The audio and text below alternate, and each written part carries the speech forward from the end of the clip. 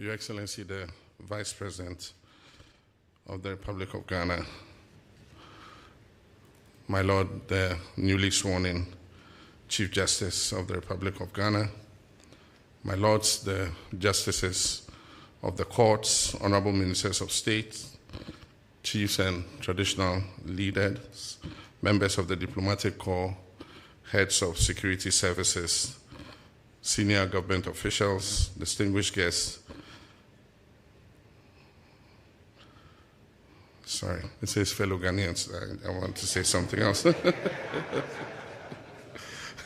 My fellow countrymen and women.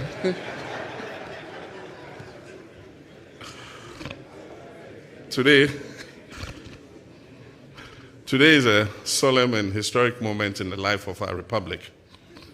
We gather here at the presidency to witness the investiture of the new Chief Justice of the Republic of Ghana, Justice Paul Bafuboni, in accordance with Article 144 of the 1992 Constitution. This ceremony is more than just a symbolic change of guards. It marks a significant milestone, and it reaffirms our collective dedication to constitutionalism, the rule of law, and the independence of the judiciary as an equal branch of government. And so on behalf of the government and people of Ghana, I wish to extend warm congratulations to you, Justice Paul Bafuboni, on your appointment and assumption of this distinguished office.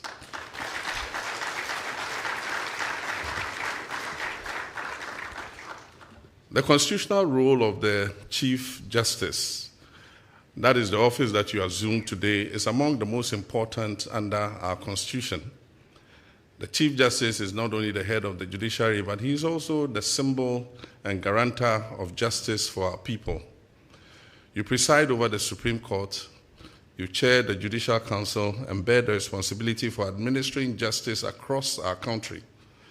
You will oversee the work of judges and magistrates nationwide, from our busiest urban courts to the most remote districts of our country. Our Constitution enshrines the principle that the courts, as outlined in Article 125, shall administer justice in the name of the Republic of Ghana, guided by the principles of freedom, equality, probity, and accountability. And so as Chief Justice, you are the first guardian of these principles within the judicial arm. Judicial independence and separation of powers. The strength of our democracy depends on a delicate yet essential balance of powers among the executive, the legislature, and the judiciary. Each branch is supposed to operate independently, and yet they have to collaborate in order to serve the common good. And so today, as President, I pledge my unwavering commitment to the independence of the judiciary.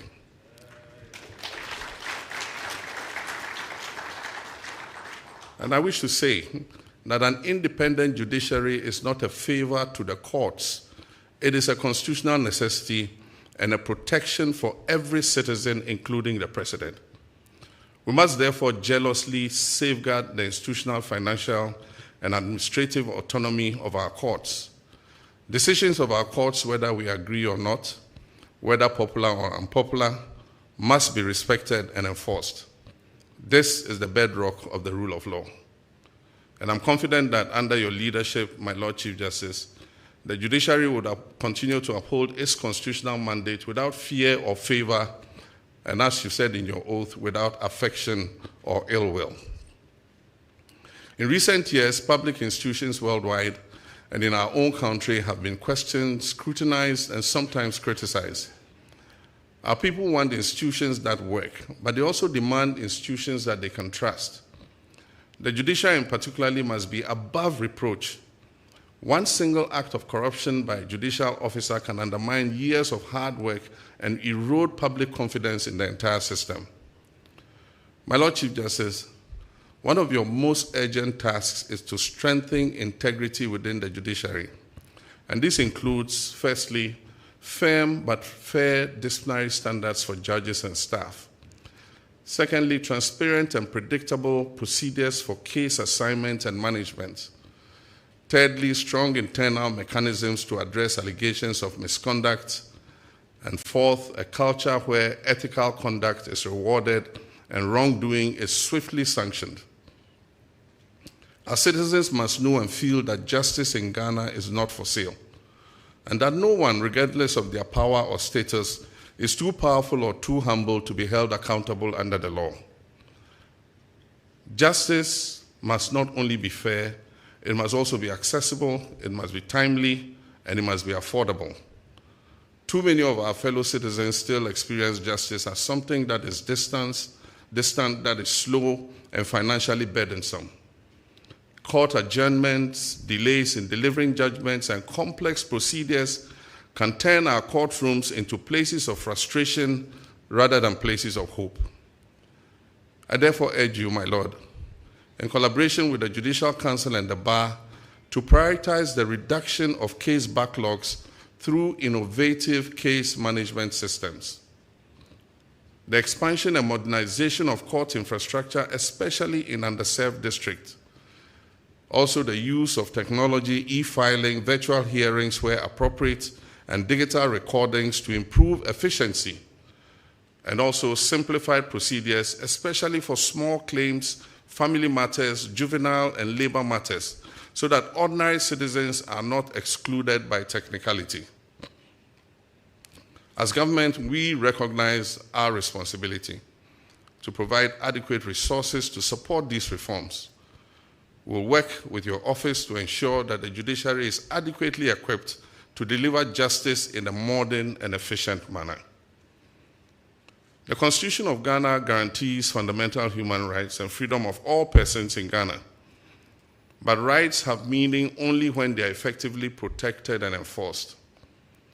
The courts are the last refuge for the vulnerable, the poor, the marginalized, children, persons with disability, and all those who feel powerless in the face of authority or abuse. And so I trust that under your stewardship, the judiciary will deepen the protection of human rights and civil liberties, and that the judiciary will ensure that justice is not tilted in favor of the wealthy or powerful, and that it strengthens specialized courts and divisions where necessary to address issues such as family welfare, land disputes, commercial disputes, environmental protection, and corruption, and to promote alternative dispute resolution mechanisms to complement the formal courts, especially in community and family disputes. Justice must not be an abstract principle confined to law books. It must be seen, felt, and experienced in the daily lives of our people. A modern judiciary demands continuous learning because the law is constantly evolving.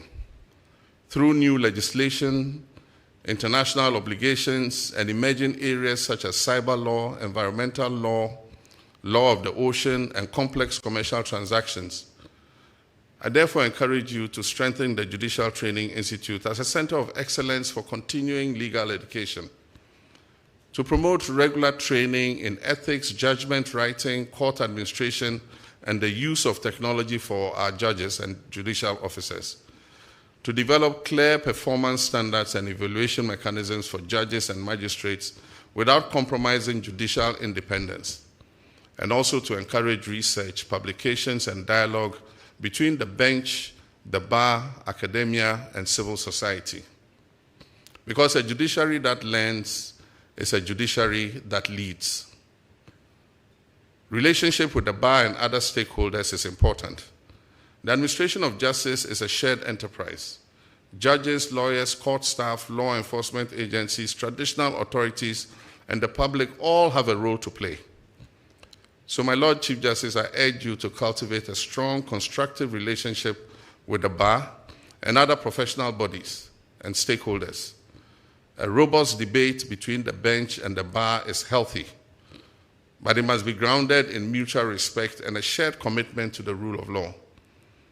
I also encourage greater outreach and public education on our justice system. When citizens understand how the courts work, they are more likely to respect court decisions and to use lawful means to resolve their disputes. Even as we emphasize independence, we must also recognize the need for cooperation among the three arms of government. The judiciary needs an enabling legal framework, adequate budgetary allocation, and supportive policies. The executive and the legislature on their part require timely and impartial judicial interpretations of the law and the Constitution. In my administration's reset agenda and broader reforms, we see the judiciary as a critical partner in building a just, prosperous, and stable Ghana. We will engage with your office in a spirit of consultation and respect, while scrupulously preserving your independence in the performance of your judicial functions. And so, my Lord Chief Justice, today you stand at the intersection of law, history, and service. You come to this office with many years of experience on the bench, with a record of distinguished service to our country. The expectations of our people in you are high, and so too are their hopes. And so I charge you to lead with courage, even when decisions are difficult or unpopular, to guard jealously the institutional integrity and independence of the judiciary, to inspire your colleagues and staff by personal example in diligence, humility, and fairness. And always remember that every file that lies on your desk and every case in our courts represents human lives, families, and people's futures. If you discharge your duties faithfully, posterity will remember you not just as a Chief Justice, but as a Chief Justice who made a significant difference. To you, my Lord Chief Justice, to my lords, the justices of our superior courts, and to all judges and staff of the judicial service, I pledge the cooperation and support of my government as you undertake your sacred mandate to the people of Ghana. And to our citizens, I say, let us continue to place our trust in the institutions of our republic, and let us resolve our disputes peacefully and in accordance with the law. Let us defend the Constitution not only in word, but in our actions. And so once again, I extend my congratulations to you, Justice Paul Bafoboni, on your appointment and investiture as the Chief Justice of the Republic of Ghana. May God grant you wisdom, strength, and good health as you carry out your onerous duties.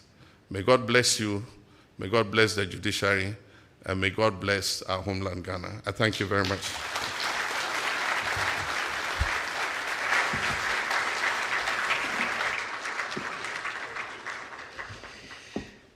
I believe we can do another big round of applause for His Excellency the President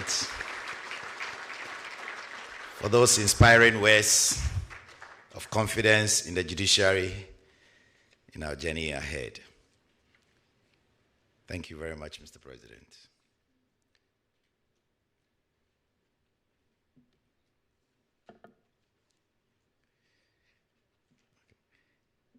It is now my honor and privilege to invite my Lordship, the Chief Justice of the Republic of Ghana,